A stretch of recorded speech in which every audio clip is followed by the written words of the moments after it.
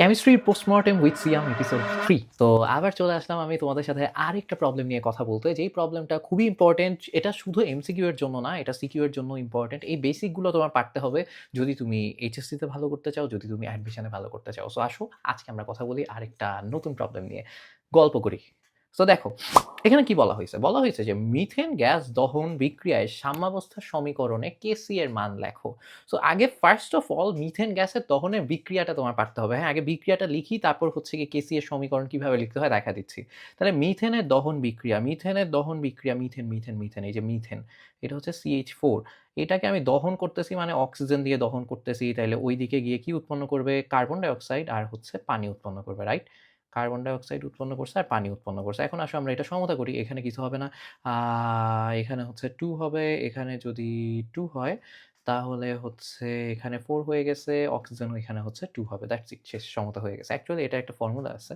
Formula দিয়েও করা যায় সমতাটা, হোয়াটএভার। সমতা ফর্মুলা পারতে হবে না এখন।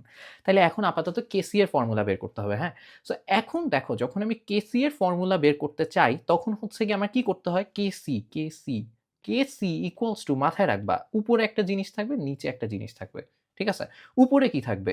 উপরে থাকবে হচ্ছে যে উৎপাদ যারা আছে না, এখানে উৎপাদ যারা আছে, এই উৎপাদগুলার ঘনমাত্রা। তাহলে উপরে উৎপাদের ঘনমাত্রা আগে দিয়ে দাও। উৎপাদের ঘনমাত্রা দাও। দিছো? দিছো। উৎপাদের ঘনমাত্রা দিছো, রাইট? এবার নিচে হচ্ছে বিক্রিয়কের ঘনমাত্রাগুলা দিয়ে দাও। নিচে হচ্ছে বিক্রিয়কের ঘনমাত্রা আমি দিয়ে দিছি। CH4 আর হচ্ছে O2। আমার নিচে বিক্রিয়কেরও ঘনমাত্রা দেয়া শেষ। সো এবার হচ্ছে কাজ শেষ হয় নাই। এবার হচ্ছে আরো বাকি আছে। এবার যেটা করবা, এই উৎপাদের সামনে যদি কোনো মোল সংখ্যা দেখতে পাও সেটা ওর মাথায় চড়ায় দাও। এটার সামনে কি কিছু আছে? কিছু নাই, মানে 1 আছে। 1 মাথায় চড়ানো না চড়ানো সেইম কথা। এটার সামনে দেখো H2 এর সামনে কত আছে? 2 আছে না? এটা H2 এর মাথায় চড়ায় দাও 2। বুঝতে পারছো? এরপর এইদিকে তাকাও।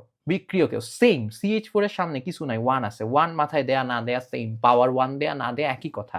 আর O2 এর সামনে কত আছে? 2 আছে। সো O2 এর মাথায় 2 চড়ায় দাও। দ্যাটস ইট, শেষ। সমীকরণ পেয়ে গেছে। এখন মিলাও। এখানে H2O স্কয়ার CO2, এই যে অ্যান্সার হবে B। মিলে গেছে। পাইছি। দেখছো? মজা না? সহজ না?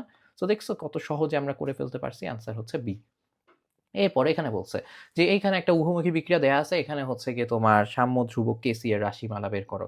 সো আচ্ছা, এখানে একটা বাই দ্য ওয়ে একটা জিনিস, এইগুলা কিন্তু আমার উভমুখী চিহ্ন দিয়ে দেখাতে হয়। হ্যাঁ? উভমুখী বিক্রিয়ার ক্ষেত্রে সাম্য ধ্রুবক আসে।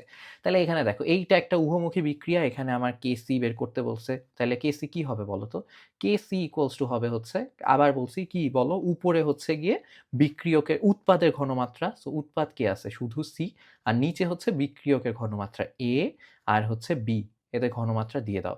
এবার এদের সামনে যদি কোনো মোল সংখ্যা থাকে সেটা মাথার উপর চড়ায় দাও। সি এর সামনে কিছু আছে? নাই। তাইলে কিছু চড়াবা? না, চড়াবা না। আ 3 এর এ এর সামনে কত আছে? 3 হচ্ছে এর মাথায় চড়ায় দাও। বি এর সামনে আছে 2, এটা বি এর মাথায় চড়ায় দাও। সো অ্যান্সার কি আসতেছে? অ্যান্সার আসতেছে হচ্ছে ডি। মিলছে। দেখছো? কত সহজ। এর পরেরটা দেখো। এরপর বলছে হচ্ছে গিয়ে এইখানে কেপি বের করতে বলছে। এখানে হচ্ছে কেপি নিয়ে কথা। কেসি হচ্ছে ঘনমাত্রা দিতে হয়। আর কেপিতে আংশিক চাপ দিতে হয়। ওই সেইম। উপরে উৎপাদের আংশিক চাপ, নিচে বিক্রিয়কের আংশিক চাপ। যদি সামনে কোনো মোল সংখ্যা থাকে সেটা মাথায় চড়ায় দিবা। সেই সহজ কথা, একই কথা। তাহলে কেপি আসো, কেপি বের করি। কেপি কেপি বের করতেছি। তাহলে উপরে কি থাকবে? উপরে থাকবে হচ্ছে গিয়ে আমার উৎপাদের আংশিক চাপ। তাহলে উৎপাদ কে আছে? PCl3 আছে। তাইলে আংশিক চাপ P দিয়ে প্রকাশ করে। P নিচে ছোট্ট করে লিখবা PCl3, মানে PCl3 এর আংশিক চাপ ইনটু, আর কে আছে? ক্লোরিন আছে। P কার আংশিক চাপ? ক্লোরিনের আংশিক চাপ, Cl2। Got it? P মানে হচ্ছে আংশিক চাপ। Got it? আর নিচে যেটা লিখতেছো তার আংশিক চাপ, মানে P নিচে ছোট করে PCl3 লিখছি মানে PCl3 এর আংশিক চাপ। P নিচে ছোট করে Cl2 লিখছি মানে ক্লোরিনের আংশিক চাপ। মাথায় ঢুকছে? ওকে। আর হচ্ছে নিচে হবে হচ্ছে P কার? PCl5 এর। PCl5 এর। বুঝতে পারছি? Got it?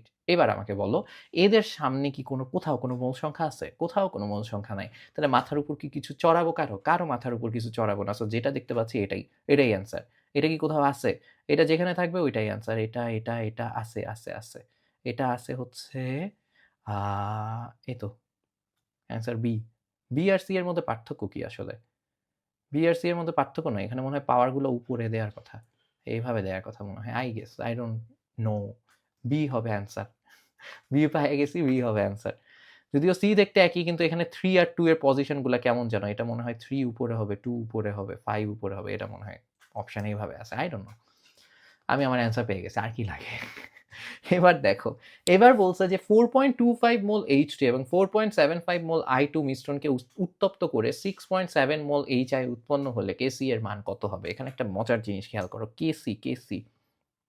কেসি না, কেসিতে কিন্তু আমাদের কি হয় বলতো, এরা হচ্ছে বিক্রিয়া করতেছে, H2 বিক্রিয়া করতেছে, I2 বিক্রিয়া করতেছে, আর HI হচ্ছে উৎপন্ন হচ্ছে। ফার্স্টে হচ্ছে বিক্রিয়াটা লেখো, ফার্স্টে কি করবা, ফার্স্টে হচ্ছে বিক্রিয়াটা লেখো। বিক্রিয়াটা হচ্ছে এরকম যে H2 প্লাস I2 ওই পাশে গিয়ে হচ্ছে উৎপন্ন করতেছে 2HI, এটা হচ্ছে বিক্রিয়া। Got it? তাহলে এখানে আমি যদি কেপি বের করতে চাই, কেপি না তো কেসি বের করতে চাই, তাহলে আমার উপরে হবে হচ্ছে HI এর ঘনমাত্রা, HI এর ঘনমাত্রা, নিচে হবে হচ্ছে হাইড্রোজেনের ঘনমাত্রা, তার সাথে গুণ হবে কার ঘনমাত্রা, আয়োডিনের ঘনমাত্রা, রাইট? HI এর সামনে একটা 2 আছে, সো এটার মাথার উপর 2 চড়ায় দাও। এতটুকু পর্যন্ত ঠিক আছে। বাট কথা যেটা হচ্ছে সেটা হচ্ছে যে আমার কিন্তু এখানে ঘনমাত্রা দেয় নাই। আমার কিন্তু এখানে দিছে হচ্ছে মোল সংখ্যা। মোল সংখ্যা, মোল এককে ভর। মোল সংখ্যাকে আমি যদি আয়তন দিয়ে ভাগ করি তাইলে আমি ঘনমাত্রা পাই। তাহলে এবার একটা মজার জিনিস দেখো। এখানে মজার জিনিসটা কি? লেটস সে এই পুরা ঘটনাটা একটা পাত্রে হইছে। এই পাত্রে হইছে। এই পাত্রের আয়তন হচ্ছে ধরে নিলাম V। এই পাত্রের আয়তন কি? V। তাইলে তুমি আমাকে বলো এই চায়ের মোল সংখ্যা কত হবে? এই চায়ের মোল সংখ্যা হবে হচ্ছে তোমার 6.7 বাই V। সেটা হচ্ছে ঘনমাত্রা, সরি এইচ এর ঘনমাত্রা হবে হচ্ছে 6.7 by V mole per litre. এটা হচ্ছে ভি লিটার, ঠিক আছে? এই পাত্রের আয়তন। Got it? এইখানে মোল সংখ্যা, এটাকে আয়তন দিয়ে ভাগ করে দিছি। বুঝতে পারছি? আচ্ছা, তাইলে তুমি আমাকে বলো I2 এর ঘনমাত্রা কত? I2 I2 হবে হচ্ছে 4.75, I2 মানে আয়োডিন, 4.75 by V mole per litre. এতটুকু বুঝতে পারছি? তাইলে হচ্ছে গিয়ে H2 মানে যেটাই দেয়া আছে ওদের 4.25 by V mole per litre. So এখানে যে মোল সংখ্যাগুলো দেয়া আছে, যেমন হাইড্রোজেনেরটা 4.25, সেটাকে আমি হচ্ছে এই যে পাত্রের আয়তন দিয়ে ভাগ করে দিছি। এখানে আয়োডিনেরটা যেটা দেয়া আছে 4.75, সেটাকেও ভি দিয়ে ভাগ করছি, 6.7 কেও আমি ভি দিয়ে ভাগ করছি। বুঝতে পারছো? এতটুকু মাথায় ঢুকছে? এতটুকু যদি মাথায় ঢুকে থাকে তাইলে ভাইয়া এবার তুমি হচ্ছে কেসিতে বসাও, মজাটা দেখতে পাবা। কেসিতে ভ্যালুটা বসাও। কেসিতে এদের ভ্যালু বসায় দাও যে 6.7, এটার উপরও square divided by V square, right? আর এটার নিচে কি আছে? 4.75 by V into 4.25 by V. দেখো এবার মজার জিনিসটা দেখো, নিচে ভি আর ভি গুণ হয়ে কি বানাচ্ছে? ভি স্কোয়ার বানাচ্ছে। আর উপরে তো একটা ভি স্কোয়ার আসেই। এখানে স্কোয়ার হইলো কেন? কারণ এই যে এই স্কোয়ারের কারণে এখানে স্কোয়ার আসছে। বুঝতে পারছো? এতটুকু মাথায় ঢুকছে? মাথায় না ঢুকলে আবার দেখাই, আবার মুছে আবার দেখাই। সেটা হচ্ছে দেখো, কেসি কেসি ইকোয়ালস টু কি হবে? উপরে আসবে হচ্ছে 6 পয়েন্ট, এটা কি আসলো আমার, 6.7, 6.7 বাই ভি পুরাটার উপর স্কোয়ার, কারণ এই যে এখানে স্কোয়ার আছে, রাইট? এখানে স্কোয়ার আছে, ডিভাইডেড বাই আসতেছে হচ্ছে 4.75 by V into 4.25 by V. তাহলে এখানে দেখো 6.7 square divided by V square divided by 4.75 square, sorry 4.75 square কেন হবে? 4.75 ইন্টু 4.25 ডিভাইডেড বাই আরেকটা ভি স্কোয়ার। বুঝতে পারছো? মজা বুঝতে পারছো? এবার দেখো ভি স্কোয়ার কাটা চলে গেছে। সো ভি থাকা না থাকা, ভি এর ভ্যালু তো ছিল না।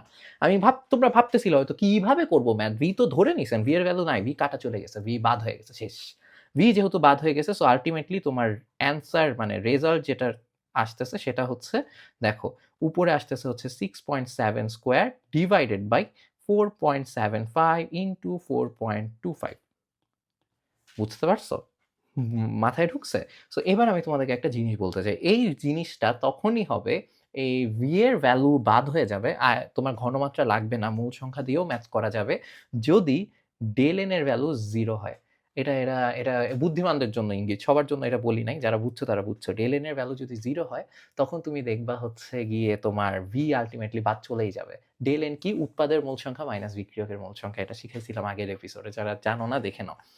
সো এটা যদি করো অ্যান্সার আসবে হচ্ছে 2.22, এটা অ্যান্সার আসার কথা, দেখি 2.22 মিলছে। বুঝতে পারছো? সো এই হচ্ছে গিয়ে ঘটনা। আর যদি প্যারা খাও তাইলে হচ্ছে ভি ধরে নিবা, আল্টিমেটলি দেখবা ভি বাদ চলে গেছে। Got it? ওকে। সো এত কিছু যদি বুঝে থাকো তাইলে হচ্ছে গিয়ে তোমাদের জন্য একটা ছোট্ট হোমওয়ার্ক থাকলো। এই হোমওয়ার্কটা তোমরা করে ফেলো। এই হোমওয়ার্কটা হচ্ছে যে বিক্রিয়া দেয়াই আছে, দেখতে পাচ্ছ খুবই সহজ বিক্রিয়া। এখানে বলছে যে আংশিক চাপও সবগুলা দেয়া আছে, জাস্ট কেপি এর ভ্যালু বের করতে। খুবই একদম সহজ ম্যাথ, একদম লুথা একটা ম্যাথ। এটা কমেন্টে জানায় দাও। এটা তোমাদের জন্য ছোট্ট একটা এইচডব্লিউ। কমেন্ট সেকশনে জানাও কার কি সমস্যা, এটার অ্যান্সার আগে জানাও। তার সাথে জানাও কার কি সমস্যা আছে। যদি চাও নেক্সট এপিসোড হোক তোমার প্রবলেম নিয়ে, তাহলে কমেন্টে তোমার প্রবলেম দিয়ে দাও। আমি তো কি জানি বলতে চাইলাম? হ্যাঁ, তোমাদের সাথে আবার দেখা হবে নেক্সট এপিসোডে। সেই পর্যন্ত সবাই ভালো থেকো, সুস্থ থেকো। ব্ল্যাংক হয়ে গেছিলাম ভাই। সেই পর্যন্ত সবাই ভালো থেকো, সুস্থ থেকো। আল্লাহ হাফেজ।